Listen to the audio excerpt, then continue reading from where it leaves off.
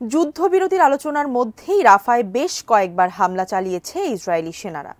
যদিও এই হামলায় সম্মত নয় মিত্র যুক্তরাষ্ট্র, আর এই খামখেয়ালিপনায় ঝুঁকিতে পড়তে যাচ্ছে ইসরায়েল রাষ্ট্র।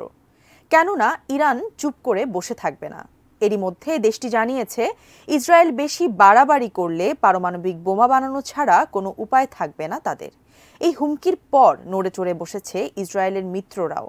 বিস্তারিত মোহাম্মদ সোহাগ বিশ্বাসের রিপোর্টে।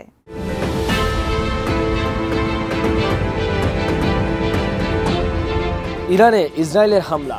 ইসরায়েলে ইরানের প্রতিশোধের হামলার পর আবারও হামলা করেছে ইসরায়েল। এবার ইরানের পালা, কিন্তু ইরান কোনো রকম হামলা না করে চুপ করে আছে। বিশ্লেষকরা বলছে এই চুপ করে থাকা ভয়াবহতার নমুনা। যে কোনো সময় ইরান ইসরায়েলের উপর বড় ধরনের হামলা করতে পারে।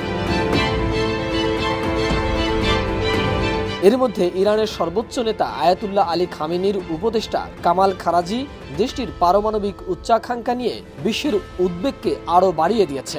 ইসরায়েলের সাথে চলমান উত্তেজনার মাঝে অস্তিত্ব হুমকির মুখে পড়লে ইরানের পারমাণবিক বোমা বানানো ছাড়া আর কোনো উপায় থাকবে না বলে সতর্ক করে দিয়েছেন তিনি।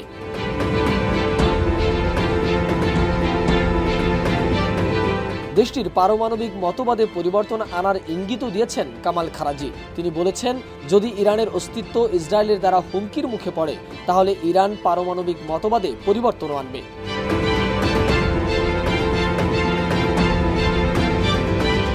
সানবিট সব দিবে সামাল। সানবিট ম্যাজিক প্রেস ডিশওয়াশিং এর মাথা ঘোরানো সলিউশন।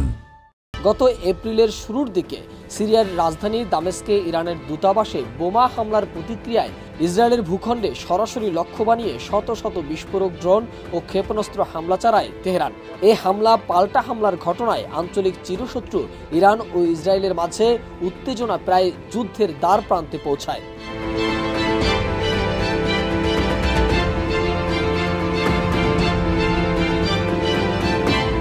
পরমাণু অস্ত্র তৈরির বিরুদ্ধে আয়াতুল্লাহ আলী খামেনির পূর্ববর্তী ফতোয়া সত্ত্বেও 2021 সালে ইরানের গোয়েন্দা মন্ত্রীর দায়িত্ব পালন করা খারাজি বলছেন, বহিরাগত বিশেষ করে পশ্চিমা দেশগুলোর চাপের কারণে ইরানের পারমাণবিক অবস্থানের পুনর্মূল্যায়ন করা যেতে পারে।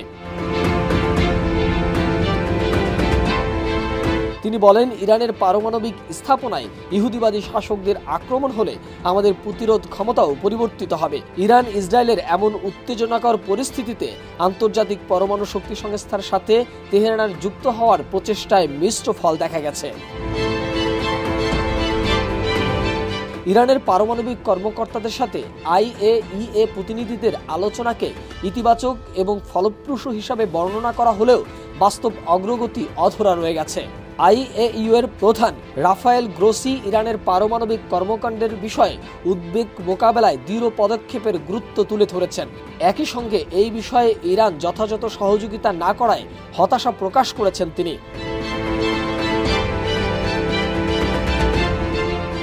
গত বছর ইরানের অজ্ঞাত এক স্থানে পাওয়া ইউরেনিয়াম কণার তদন্তে সহায়তা ও দেশটির পারমাণবিক কার্যক্রম রক্ষণাবেক্ষণের সরঞ্জাম পুনরায় স্থাপন করার প্রতিশ্রুতি দিয়েছে তেহরান। কিন্তু ইরানের এমন আশ্বাসের পর এই কার্যক্রমে উল্লেখযোগ্য কোনো অগ্রগতি হয়নি বলে জানিয়েছে IAEA।